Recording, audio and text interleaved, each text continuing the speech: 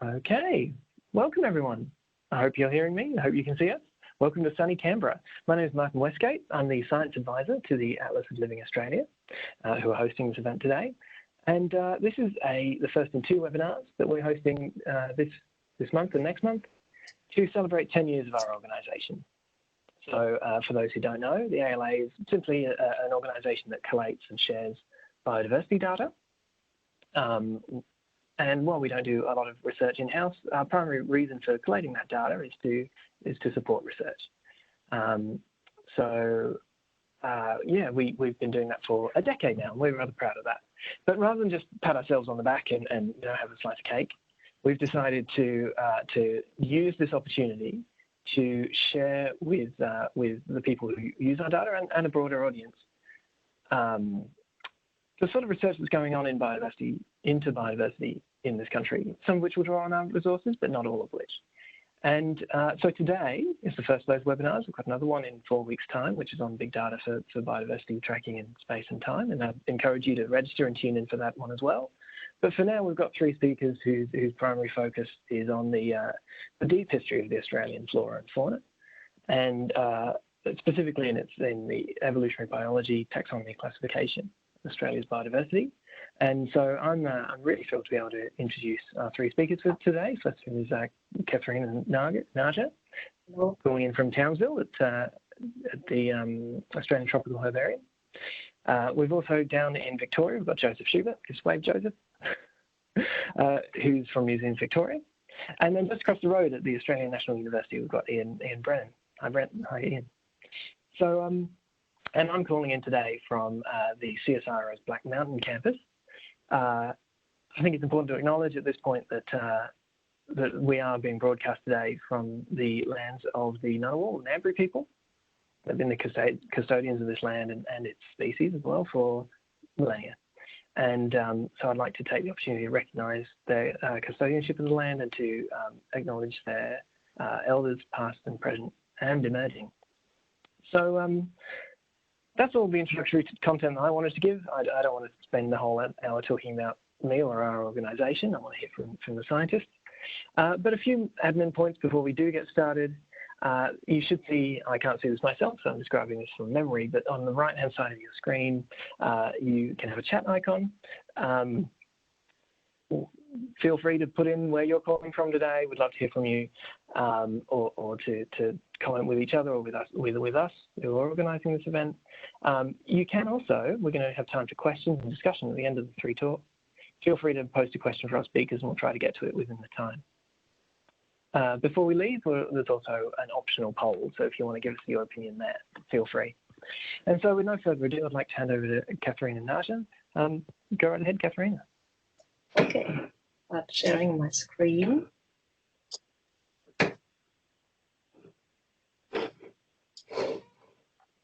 Okay, thank you very much, Martin, for the invitation to speak today, and happy anniversary, Atlas of Living Australia. It's really exciting. I'm also very happy to present some of our research findings on the assembly and evolution of Australia's rich orchid flora with you today. So first, a short introduction to orchids. So orchids are the 2nd largest flowering plant family in the world, and that makes orchids be 1 out of 10 flowering plant species on this planet. Orchids have a worldwide distribution and are most diverse in the tropics and subtropics. They are found on all continents except for Antarctica. And there's this paradox in orchids that while the family is hugely successful, most orchid species are naturally rare. And therefore we have a lot of threatened species in this family. And why is that so? It is mainly because orchids have a highly specialized ecological interactions and requirements. So many orchids have species-specific plant pollinator interactions, like the Australian hammer orchids, which are pollinated by thin and wet wasps, which are attracted to these orchids by scents that mimic the female wasp.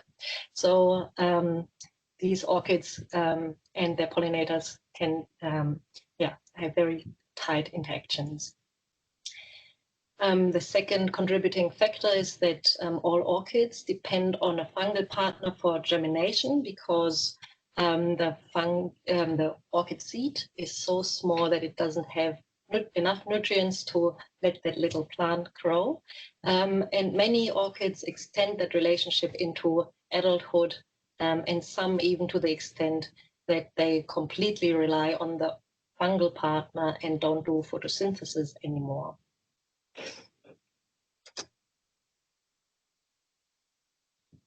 So evolutionary relationships in orchids were not so clear based on morphology. Now from DNA analysis, we know that the orchid family tree has 5 subfamilies, and the early branches in the tree are quite small and comprise the apostasioids, which have these starry flowers that don't resemble orchid flowers much, but more the lilies.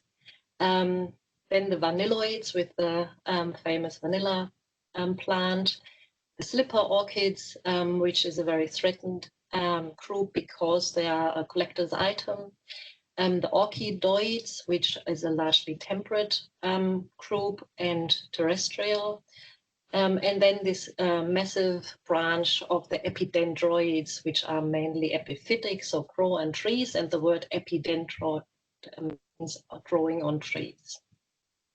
The orchids are a very old plant lineage with over 120 million years, which was, they originated in the Cretaceous.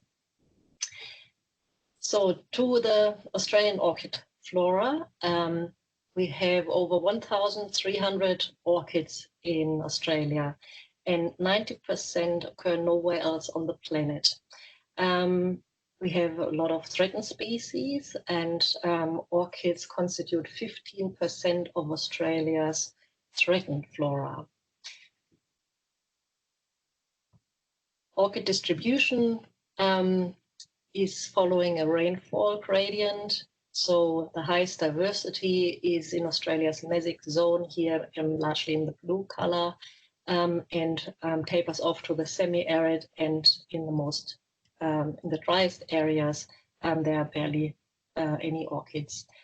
It also, the distribution is also, the diversity is highest in Southwest Australia and Southeast Australia. So here are a couple of iconic Australian orchids that are very typical for our flora and very recognizable. The donkey orchids, for example, or the beard orchids, the greenhood orchids, the spider orchids, and the flying duck orchids, to name a few. And they often have a center of diversity in Australia, but then also are found in neighboring regions. And the Dendrobiums is a group that is most diverse in Asian Malaysian region, and we also have them here in Australia. It is an epiphytic group. So let's have a look at the Australian orchid family tree, and here you see that they, the relationships between the groups are of course the same, but we have barely any members of those early diverging branches, and the orchidoids are the most diverse group in the Australian flora, make up about 80% of our orchids, and a third of the world's diversity of that evolutionary branch. And we have a quite depauperate flora of the epiphytic branch, the epidendroids. So in the following, I would like to look with you at the question how the Australian orchid flora was assembled over time, and whether there are any differences in the different lineages that are here in Australia and how they arrived in Australia and over which time spans. And here I will compare a typical terrestrial orchid group with a very typical epiphytic orchid group. So how did we go about this? We sampled genetic information from herbarium collections, which is now possible with the latest technologies for DNA sequencing. Our resource is other Australian orchid collection in the herbaria, so mostly the National Herbarium. And our initial target was to sequence 1,000 orchids, and we have now sequenced over 1,800 orchids with this method. The first group I want to present the results from are the Greenhood orchids. So the Greenhood orchids are the second largest subtribe of Australian terrestrial orchids. And it has a very typical distribution for that branch and those representatives here in Australia. And that is primarily Australasian distribution, meaning that they occur in Australia, New Zealand, New Caledonia, New Guinea, sometimes also extending to other Pacific islands or into the Malaysian and Asian region, mostly having a center of diversity in Australia.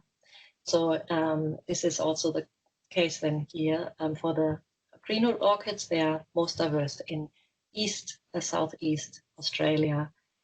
As you can see from the pictures, the group is characterized by mostly green flowers that have this hood-shaped structure in their flower.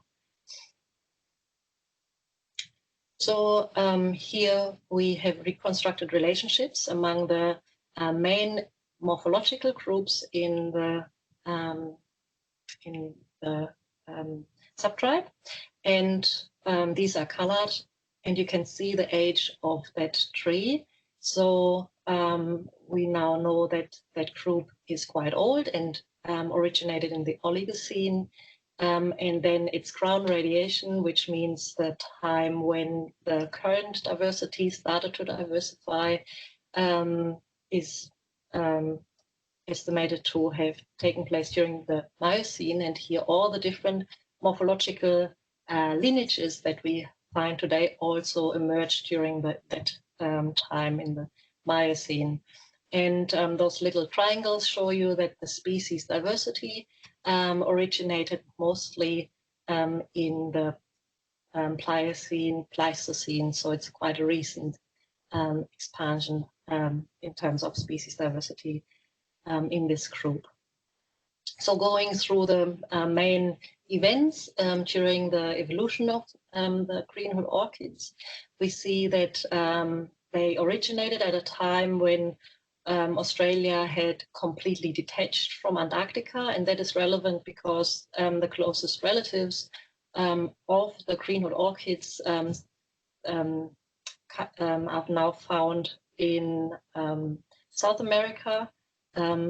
So there was a land connection through Antarctica before that time. Then during the Miocene, Australia traveled to its current geographic position, and during that time, Australia aridified and the landscape changed, the vegetation cover changed from forested to more open landscapes.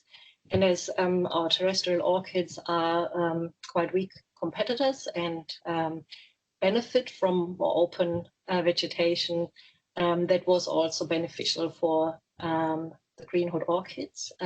Further, many Australian terrestrial orchid groups have underground tubers, as do the Greenhood orchids, and they endure the dry summer times with the that is also fire-prone under the earth, in the earth, and therefore they also were well pre-adapted for this Australian environment that became dry and drier. And in the late Pliocene, Pleistocene, we see frequent climatic oscillation with vegetation cover changes from closer to more open vegetation. And that is generally time that we see in many plant lineages that species diversity is increasing because this acts as a, we call it species pump. Where were the greenhood orchids during their evolutionary history? And our ancestral area reconstruction determined that the greenhood orchid originated in East Australia in the Mesic zone here in blue, and all its main branches, 3 main branches originated in this area as well. And we find that there were several dispersals to Western Australia, starting in the mid-Miocene, and then continuing. And that was at a time when the Nullarbor Plain was already formed. So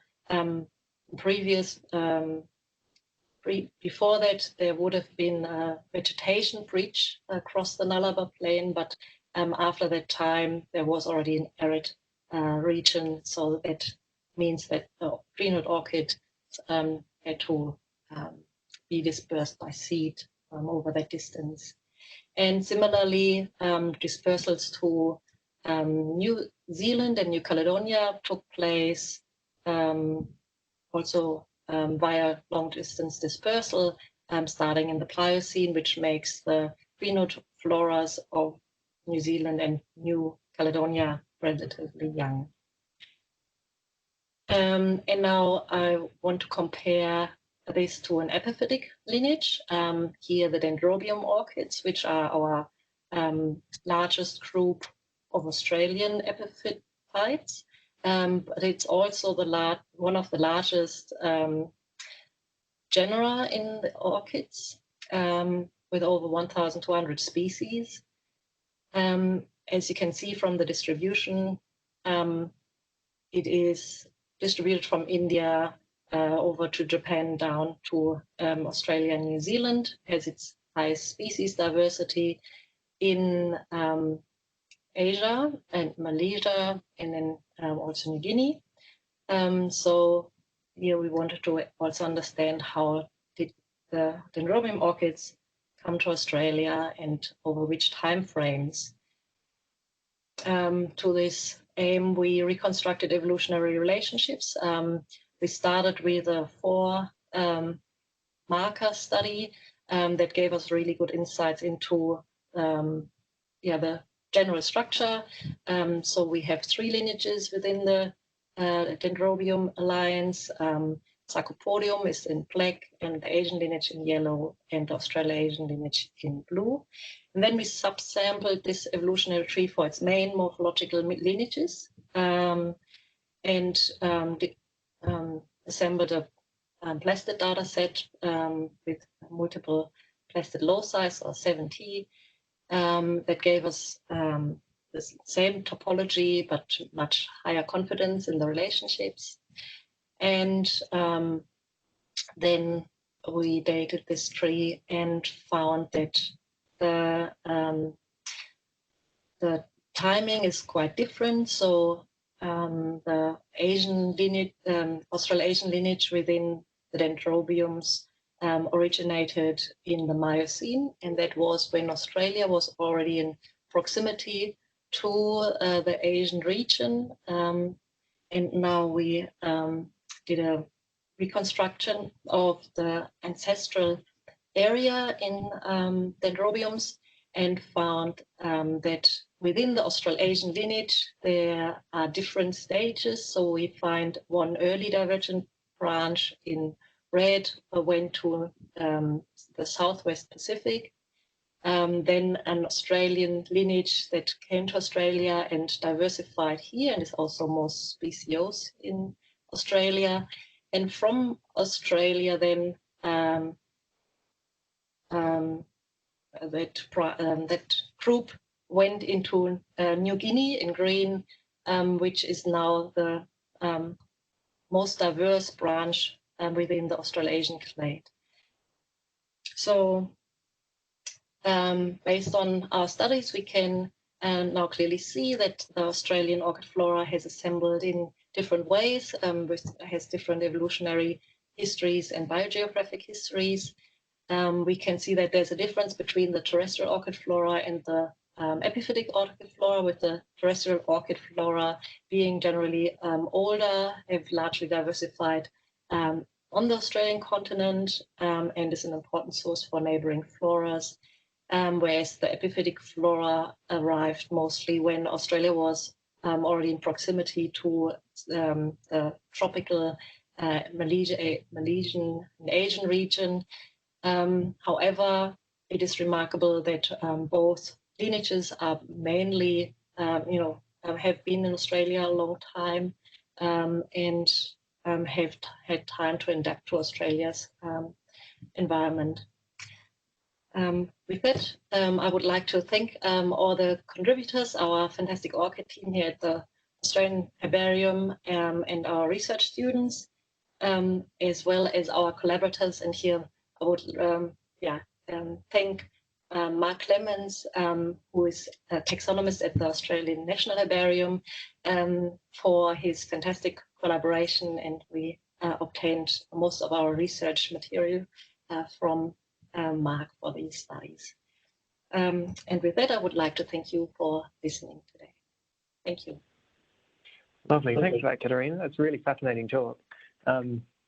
Just somewhat by coincidence, we've ended up having our only plant speaker going first, and after this we're all talking about animals, so I hope you don't mind taking all the plant questions, should there be any at the end. But our next speaker is Joseph Schubert, who'll be speaking about peacock spiders who work in entomology down in Museums Victoria. So Joseph, feel free to share your slides and take over when you're ready. Awesome, thank you. I'll pop my share PowerPoint. There we go. Cool. So thank you for having me. I'd like to begin by acknowledging the traditional owners of the land that I'm speaking to you all from, and that I've been very lucky to travel across for my research. I pay my respects to elders past, present, and emerging. So,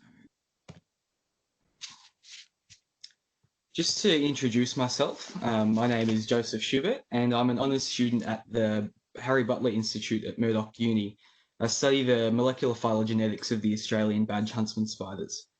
I also work at Melbourne Museum in the entomology and arachnology collection, and I'm a massive fan of jumping spiders. They've been the primary focus of my research over the past couple of years. So I'll tell you all a little bit about what I do at Melbourne Museum.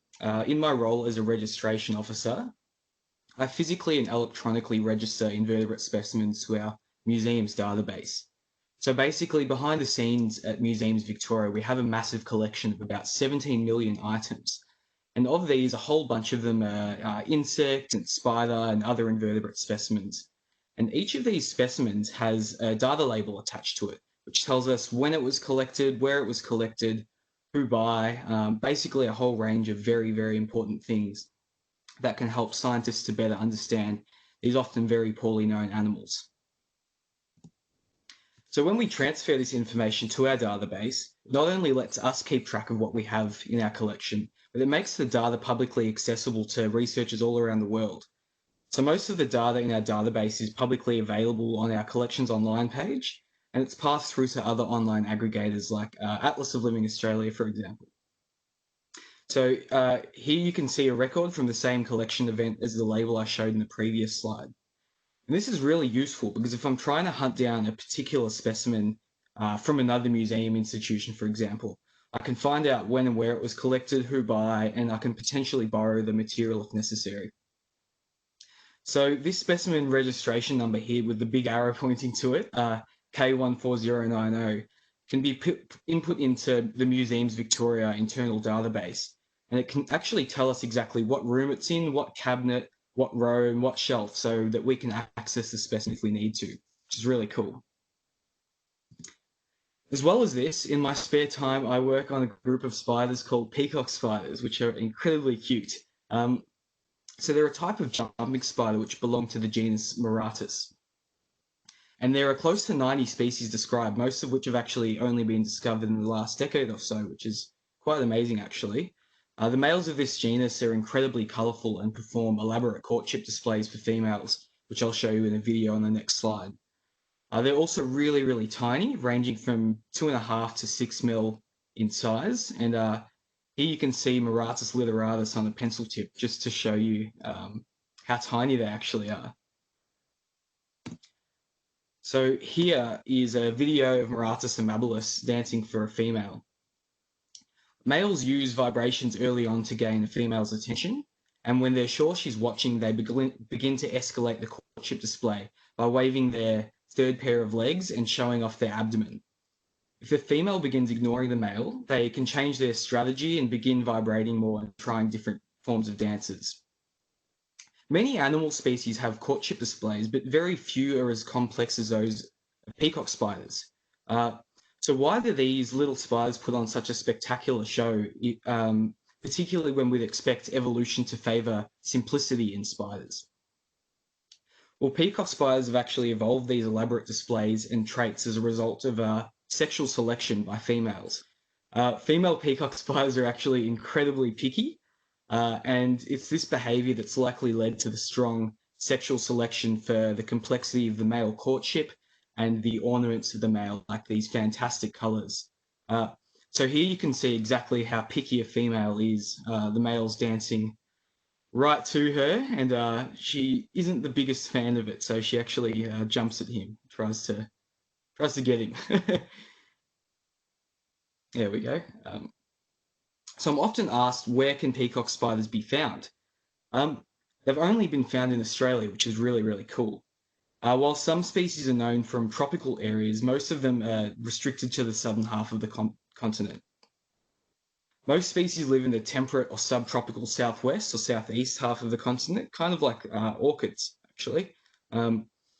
Some species prefer coastal areas, even like beaches, and you can find them on the sand dunes, and other species can be found in mountaintops, swamps, or even desert-like environments. So most habitats are suitable for them, but whether you come across them really depends on how hard you look and a little bit of luck. Most species are found on the ground, usually jumping between small twigs, and the best way of finding them is walking slowly and looking at the ground. The best time I find to find them is morning or afternoon, because during midday they seem to hide for some reason. Peacock spiders live for about a year, and about half of that is spent actually growing up. So by the time they're adults, they only live for a few more months or so. The young emerge from the egg in the Australian summer, and then go through a process called molting, which is when they shed their skin to grow. They mature around springtime, which is when the males show off their brilliant colours and when they're able to mate with females because their reproductive structures have matured. And this is also when it's easier to find them because they're most active at this time of year. And you can see here from their seasonality and observations on iNaturalist that they're most frequently encountered around October.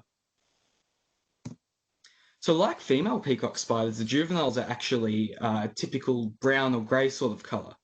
And each time they shed their skin, they grow a little bit larger. And in springtime, when they do their final molt, which is the last time they shed their skin, their colourful scales will be fully developed and they'll be able to mate. I work on something called the taxonomy of Australian spiders. And taxonomy is a branch of biology which deals with describing, naming, and classifying species of organisms. So essentially my research is mainly focused on documenting new species and analysing their biological relationships. The first step is to examine historical literature and museum specimens to make sure they actually have a new species. And next I examine preserved specimens in the lab and illustrate and describe the features which make them different to other species. One of the hardest parts about taxonomy is making sure that what you're working on definitely is a new species. So this is because a lot of the early descriptions of spider species were quite brief and vague at times, and they're mostly in other languages like German. And of course, back in the 1800s, when a lot of these descriptions were published, they didn't have nice microscope photographs like we've got today. This here on this slide is one of the largest pieces of taxonomic work on Australian spiders. It was written by Koch and Kaiserling in the 1800s. As you can imagine, it can be quite difficult to figure out exactly what species the authors are writing about at times. So how do we navigate this? in taxonomy, we've got something called a holotype. So this is a single type specimen upon which the description and name of a new species is based. So basically, it's a specimen that's preserved and stored in a research collection like a museum, and it's the representative of a species for researchers to refer to. So these are incredibly important specimens and need to be looked after like gold, as you can imagine. Unfortunately, though, most of the holotypes of the Australian spider species that Koch and Keyserling described are stored in overseas institutions. So the spider here that you can see on this slide is actually a holotype of a species that I borrowed from Berlin, and it was actually sent all the way from Berlin to Melbourne Museum just so I could examine it. The fun part of taxonomy is actually choosing a name. So species can be named after their physical features, after people, after the places they were found, or pretty much anything really. So these are two of my favourite species that I've named. On the left here, we've got Muratus felinus. And the word felinus means cat in Latin, because if you look closely at the abdomen, it kind of looks like a cat's face with the little ears and whiskers going on. And on the right, we've got Muratus constellatus, the starry night peacock spider. So to me, the markings on the abdomen look a little bit like Starry Night by Van Gogh, and constellatus means starry in Latin because of this. Not only is discovering a new species exciting, but actually finding an existing species in a place that you didn't really expect is a really amazing experience. So I was on a bush blitz expedition with Museums Victoria colleagues in the Little Desert National Park. And my colleague Barbara Bear from Queensland Museum and I found a whole bunch of peacock spiders. We got 7 species, which is quite unexpected in a desert environment. And some of these included species that were previously only known from Western Australia and New South Wales. So we expanded their known ranges by several hundred kilometres. It was really amazing, actually. I first saw the Muratus robinsoni, and I thought I was seeing things. I was absolutely flabbergasted. And not only a couple of minutes later, Barbara actually brought the Muratus vultus specimen to me, and I was just amazed that we'd found them. So at the moment, I'm working on registering these specimens to our collection at Museums Victoria, and then this information will be publicly accessible on Atlas of Living Australia. And just to show you, this is a picture of Barbara and I in the field, absolutely stoked to be finding such cool spiders. So Barbara's been an amazing mentor to me over the past few years, and she's taught me a lot of what I know about spider taxonomy. So in her career, she's described over 600 new species, and she's one of the world's leading experts in several spider families. The majority of named species of Muratus have only been discovered in the last decade, and every year we're continually finding and discovering new species and new range extensions. So I urge everyone listening to get out into the bush and take photos of all the critters you find and upload them to websites like iNaturalist and ALA, because it's really helpful for researchers like myself. And you might even find a new species, which would be pretty cool. So that's the end of my presentation, and thank you very much for listening. Thanks for that, Joseph. That's really cool. I feel like I should be running around and gazing very intently at the floor for my next couple of weekends. So you've inspired one person at least. Lovely. Okay, so look, our last speaker is Ian Brennan from the Australian National University, talking about vertebrates this time. I think we're going on to reptiles, so something a little bit bigger for those who are interested. Over to you, Ian. Thanks, Martin.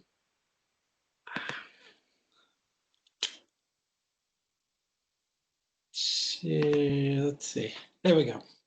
Hey, my name's Ian. I'm from the Australian National University. I want to thank Martin for inviting me here today. Congratulations, ALA, on 10 years. And I just want to talk about why I think Australia is such a fantastic place to study evolution, particularly in vertebrates and reptiles. Katharine gave a great introduction to kind of the trajectory of Australia through time, but I'll give you another quick rundown on where Australia's been and where it's going.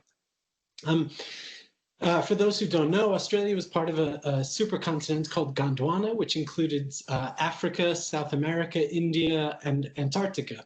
And through time, it separated from this continent, which had a supercontinent, which had a really remarkable influence on global patterns of biodiversity and climate. So keep an eye in the bottom left corner on the temperature through time, and on the bottom right on time. So Antarctica and Australia separated from the rest of Gondwana and started to head north. And somewhere around 35 million years ago, Australia split off from Antarctica, which caused this really dramatic drop in global temperature. And Australia headed north on kind of its solo career as it careened towards the Asian continent. As it headed north, ultimately it smashed into the Asian continental plate and helped kind of build up a lot of the small islands that exist in between these two continents that I haven't illustrated here in the animation, but are really important stepping stones between Asia and Australia. Ultimately, Australia ended up in this position somewhere between Asia and Antarctica. And this is really important because it distinguishes organisms that live in Australia between these two periods. We have organisms that are Gondwanan in origin and drifted with the continent as it separated from Gondwana and then Antarctica. And we have much younger organisms that have immigrated from Southeast Asia into Australia and then diversified in Australia since then. So for those who aren't super familiar with kind of phylogenetics and macroevolution, I'm going to give a few quick definitions. Phylogenetics is the process of building evolutionary trees, trees of life that link the units of diversity, be that species or genera or individual samples, through their relatedness to one another. Macroevolution is just evolution occurring on deep temporal timescales, and it helps us to identify the patterns among these units. And comparative methods are our tools that we use to explain the relationship between the patterns we see in macroevolution and the processes that are actually dictating those patterns. So if we have 4 organisms here, they're all Australian marsupials. We have a pseudantechinus, a thylacine, a bilby, and a koala. And we look at these, we know that they've existed for a long period of time. 2 of them on the left are both carnivores. The bilby in the middle is an omnivore, and the koala is a herbivore. But we can't really make sense of these dietary preferences, the pattern of the preferences, without understanding that there's an underlying structure that connects these organisms. Joe Felsenstein, who is one of the kind of grandfathers of phylogenetics, really put it bluntly by saying that a phylogeny is essential to understanding these patterns because it links the species. They didn't evolve independently. They're linked. So in macroevolution, we often look at simple patterns in consistent ways. So we look at things like species richness, which might vary through time or across groups. Some groups might have lots of species, some might only have a single species. We can look at trait diversity, which can change through time or across groups. And we look at things like tooth height or tail length or body size. And we can also look at species ranges, which tell us a lot about where organisms came from, as Katharina showed, you know, the ancestral ranges of things and which habitats they're really adapted towards. So I want to tell you a bit about the best animals and why they're actually just all reptiles. In Australia, we have somewhere around 2,500 terrestrial vertebrate animals. About 250 of these are frogs. That includes big green tree frogs that you might be familiar with, and weird things like turtle frogs in Western Australia. There's about 250 mammal species, which includes really charismatic things like red kangaroos and bilbies and koalas. There's somewhere north of about 750 species of native birds, which are generally, most of which encompass the Mellophagoidea superfamily of honeyeaters and relatives. But the real body of Australian vertebrate diversity comes in squamate reptiles, so lizards and snakes. We have over 1,000 species. This includes geckos that shoot goo out of their tail to defend themselves, 2-meter-long monitor lizards, the most venomous snakes in the world, legless geckos, all sorts of bizarre things. And when we look at patterns of diversity across the continent for these 4 groups, you'll start to notice that one of these is not like the other. All 4 groups show high diversity in these kind of mesic areas on the east coast of Australia. But the reptiles in the top left show a different pattern in high diversity in the central and western deserts. And this is likely due to the fact that reptiles are really well adapted to deal with hot and dry conditions like these deserts. I was out at Uluru area last week, and driving east from Uluru, we saw dragons sitting out on the road in 40 degrees, just absolutely cooking. Like these animals are supremely adapted to dealing with this kind of environment. So this talk is, I know this has all been introduction, but this talk is mostly going to be about some of the cool results we've seen in studying reptiles, and actually even one project on frogs. And it's going to be really light on methods. So if you're interested in methods and stuff, please feel free to contact me. So first off, I'm going to start looking at kind of the macroevolution and patterns in species richness. I mean, we can set up a testable hypothesis that is, as Australia moved latitudinally north, the climate changed, and that climate change can dictate species richness. We can expect that there's changes in the speciation and extinction rate through time. And we can test that against an idea where rates of speciation and extinction are constant. And we'll start by looking at a paper that we published early on in my PhD on pygopodoid geckos, like this cool Strophaeus gecko. We see that their diversity is highest in kind of the Pilbara region and other arid regions in Australia, and lowest in cool mesic areas in the south of Australia. And this group is amazing because they include geckos like these wonderful leaf-tailed geckos that's on my hand, and these legless geckos like Burton's legless lizard in the bottom right. All up, there's somewhere about 150 species, and so we started by building a tree for this group. Once we built the tree, we can start to look at the shape of the tree. And the shape of the tree can tell us a lot about these processes of speciation and extinction. If we expect constant speciation and extinction, the branching pattern of the tree on the left is more representative, where speciation events happen consistently through time. On the right, we see a variable rate process where there's relatively high extinction early in the tree and then higher speciation later in the tree. And what we see in this pygopodoid group is a tree shape that much more mimics variable rates, or shows a variable rates in these. In pink, you see a period in time where extinction was relatively high relative to speciation. And in green, we see the evolution of all the genera that occur in these three families, and higher speciation rates towards the present. And if we think back to when Australia separated from Antarctica, there was about 35 to 30 million years ago, there was this really dramatic dip in the global temperature. And we can model the rates of speciation and extinction. And what we find is support for elevated extinction rates, potential mass extinction rates, occurring somewhere around 30 to 35 million years ago, evident by these kind of pink dots in the middle of the screen. And these suggest that there was a mass extinction event in these geckos somewhere as Australia separated from Antarctica. So to take away from that, we can say that climate shifts can precipitate these mass extinction events and change the tempo and mode of diversification. Next up, I want to look at trait diversity. We can set up another testable hypothesis that new regions provide new opportunities. So organisms that came into Australia from Asia may have come into a landscape where they didn't have competitors or similar competitors, and were able to radiate freely.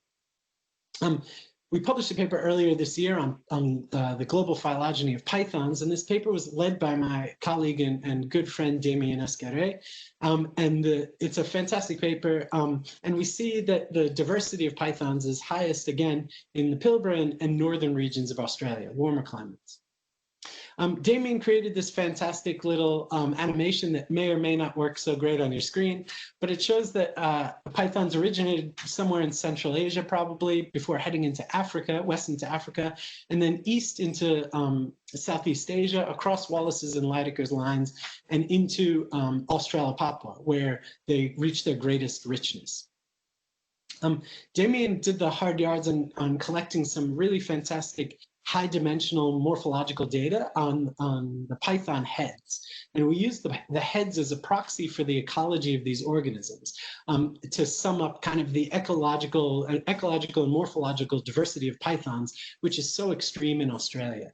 So in the left side of the screen, you see things like these truly arboreal green tree pythons that you get up in Cape York. You get terrestrial things down in the bottom, little dwarf pythons in Western Australia that can fit in the palm of your hand. And even semi-aquatic and semi-fossorial things that hang out, like water pythons that hang out in the water, and womas and black-headed pythons that spend a lot of time going down through burrows. So pythons in Australia have really explored the ecological niche space. And if we summarize this morphological variation in the head, the morphological measurements we've taken, and we compare the Australopapuan group of pythons to their African and Asian relatives, we see that the Australopapuan species have really explored a massive amount of morphological space compared to the African and Asian things. They've really blown the African and Asian things out of the water. And if we explore this a bit further and break it into an Australian group as well, the Australian pythons alone have explored all the morphological extremes that you see in all the rest of the pythons combined. So the Australian pythons are a real adaptive radiation of phenotypes. And just to give two examples, down on the bottom we have kind of woma, which have these quite wide, buffier heads, and up on the top we have an arboreal thing, a rough-scaled python, that have quite slender heads with really pronounced back of the head and snout. And the takeaway from this is that ecological opportunity, by coming into Australia, can really facilitate morphological diversity by giving them the chance to radiate. But what about how does competition influence the morphological diversification? I said that they came into Australia and they might not have had competitors, but what about competitors within their own group? So we published a paper earlier this year on monitor lizards, global phylogeny of monitor lizards, looking at the evolution of body size in Australian monitors. Goannas show a common pattern with pythons in that their richness is concentrated in the Pilbara and then the top end of Australia. And when we look across the continent, there's some places where there's up to 10 species occurring in a single area. But these communities aren't made up of similarly sized species. They're actually made up of stratified communities where you get small goannas, medium, and large sized things living together. And that would suggest that there's some sort of character displacement occurring where similarly sized things would compete with one another, so they've split up into different niches. So we started by building a phylogeny of this group, and then we used comparative models that incorporated species ranges and these interaction matrices. So where species ranges overlapped, we allowed the evolution of body size to be influenced by interaction between these between species. So species we would expect them to evolve away from similar sizes. And what we find is that these models that incorporate competitive interactions into body size evolution are far preferred over models that do not include competition. And this is really reflecting what we see on the ground when we look at communities and these really stratified size communities. So what does this mean? Well, it means that interactions can influence trait evolution, and it's not just the ecological opportunity that provides the ability for these groups to radiate. Competition works as well. Finally, I just want to give one example about how we can look at how species ranges are influenced over evolutionary time. And this is another paper we published this year on burrowing frogs. There are these Neobatrachus frogs. You may not have seen them. They spend a lot of time underground, and that's probably part of why they've been so successful in Australia. If you look at the distribution of these Neobatrachus frogs, you'll see that they're concentrated in Western Australia, but they're spread across much of the arid zone as well, which is unusual for frogs. They probably are able to do this because their ecology is particularly interesting. They can go underground and build these little cocoons and stay down there during really adverse conditions like drought and dry weather in summer. And they only come up when it rains really heavily. So we started by building a phylogeny for the group, but ran into some trouble early on. There's two different ploidy levels in this group. So 6 of the 9 species are diploid organisms like you and I, where we have 2 sets of chromosomes. But 3 species are tetraploid, where they have double the number of chromosomes. And these are probably autotetraploids that evolved independently. But this creates some serious problems for resolving the relationships between the organisms, because there's also been a history of introgression between these species. On the left, you'll see a tree that shows the relationships between the organisms, and the colored lines between them show potential introgression events, hybridization events that are occurring between species. And the hybridization events are exaggerated in the tetraploid species. On the right, you see kind of a bootstrapped analysis that shows how many times, if we run the analysis on hybridization, how many times do we see the introgression events happening between species. And what we see is that there's a lot of gene flow occurring between tetraploid species and a lot between diploid species moving genes into tetraploid species. So the tetraploids are ending up being these kind of pools of genetic diversity. And that's cool because when we look at tetraploids versus the diploid ancestors, and we go back to, say, the last glacial maximum, we'll see things like, we see their ranges across Australia. On the left, you see Neobatrachus pictus and albopes are diploids, and they had quite wide ranges as well. But when we get closer to current times, those diploid species contracted in their ranges dramatically, whereas the tetraploid species on the far right retained a really wide range. And we think this is due to having a greater genetic diversity. And this increased genetic diversity has helped them to survive in really adverse conditions across the Central Australian arid zone. So the takeaway here is that species interactions, climate, and genetics can all influence the ranges of species. So I just want to quickly thank the ANU for giving me a great place to work over the past 5 years or so, the ALA and Martin for inviting me to give this talk, the CBA here at ANU, and my supervisor, Scott Keogh, and the lab mates here at ANU. So thank you very much. Wonderful. Thanks, Ian. That's really fantastic. And thanks to all our three speakers, actually. It's been a really interesting oversight of the sort of research that's going on in the country. So we do have, we've got about 7 minutes left. We've got some time for questions. So if you guys are open to it, I might just throw a few your way. The first one we got was specifically to Katharina, so which was about, Katharina, you mentioned in passing about orchid collection being a threatening process for that taxon. Is that still a significant extinction risk in Australia or elsewhere?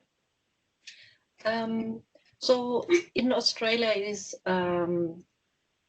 is not a main risk. It is a risk to very charismatic orchids that are very rare. For example, the Queen of Sheba orchid, which, while it is now in national parks mainly, it is still poached. Or our tropical, we have very charismatic tropical orchids that are also under pressure. But here it is mainly, so historically it is mainly habitat destruction and fragmentation, and now the pressures of changes of fire regime. As I said, they are adapted to a certain time of the year where they are underground and overground, and if the man-made fires are in the phase where they are above ground, it is threatening for them, and also the weeds and pest animals that have an impact through grazing and shading out the orchids. Yeah, lovely. Look, I guess I'd probably forward that question on to Ian as well. Ian, is there a lot of collection of reptiles? I'm imagining with Joseph's work that people aren't driving peacock spiders to extinction through collection given their size, but I could be wrong about that. So feel free to jump in if you like as well, Joseph. Yeah, the collections of Australian reptiles are fantastic. They're really good, but there are large gaps in the Western Australian deserts that are relatively undersampled. I think that's partly due to historical biases in sampling. But I don't think there's any threat of over-collecting most of these things. Lots of these reptiles, some of them exist in areas that are completely uninhabited by, there's no major towns or cities or anything. Though there is pressure along the eastern seaboard things like leaf-tailed geckos are really in trouble from last year's fires. So yeah, it's variable. Mm. And Joseph, do you think that there'll be a market for peacock spiders in future? Luckily, at the moment, there's no pet trade or anything for peacock spiders, and they're not collected very much. Even in museum collections, they're quite rare. I know that there are threats to the mygalomorph spiders, so some of the trapdoors are threatened by land clearing, of course. And there was a little bit of worry about some of the spiders that were on Kangaroo Island that were probably destroyed in the fires. But yeah, it's a lot of the same fires and land destruction and the usual. Yeah, lovely. Yeah, I mean, yeah, the fires are a thing we haven't talked about here too much, but yeah, obviously had an enormous impact. So we have had another question come in for you, actually, Joseph, from someone who's watching, and they were saying, how do you prepare and preserve your specimens? Can you give us a quick overview of that? So usually I collect my specimens live. I'm quite attached to them, and I prefer not to euthanize them. So I wait until they die naturally a lot of the time. But if I were to have to kill them, I would pop them in the freezer so that they die a rather quick and painless death, and then they'd be preserved in ethanol. So anywhere between 70 and 100% ethanol is what they're preserved in. Yeah, fair enough. Good to know. So one question I've got for probably all three of you, between you, you've mentioned a bunch of different things. Some of you have been doing your own direct field work, but also using museums. Obviously, Joseph, you work in museums, so you've got spend a lot of time with specimens. And it seems like there's a synergy there between having type specimens and having a new set of genetic tools, for example, that Katharine was talking about in a lot of detail, that can tell you new things about them. Do you see a role for expanded genetic work in museums, and do you think that's a priority, or do you think that we should be spending time on new collections? What are your thoughts on that? Maybe if we start with Katharina? Yeah, so it is exciting times because we now can do the genetic studies on collections material. So collections material has degraded DNA, and before that was a huge problem in sequencing the DNA, and now it is even an advantage. So we have this huge resource that has now opened up, and there is, we have the opportunity to benefit from decades and centuries of collection, and that makes it really cost and time efficient. But then there's depending on the group, the state of the collections and the representativeness, it may not be, may vary. So there are lots of groups that still require field work and a closer look. So it really depends on the group that you're looking at. But we will still need field collections, yeah. Very good. Okay, so before you jump in to agree. There's thousands and thousands of samples that exist in museum collections already, and we're moving into this realm of museomics, where we can start to process hundreds of samples at a time. And so it's absolutely foundational that these museum collections exist, but there are always going to be gaps that we need to fill. But those gaps are getting smaller and smaller, hopefully. Good to know. All right, well, we're literally going to cut out in about 30 seconds. Thank you to all our speakers, and thank you for all our listeners for tuning in and hearing again. We're running another one in a month's time. Feel free to fill in the poll before you leave, and thanks again. Have a good day. Thank you. Bye.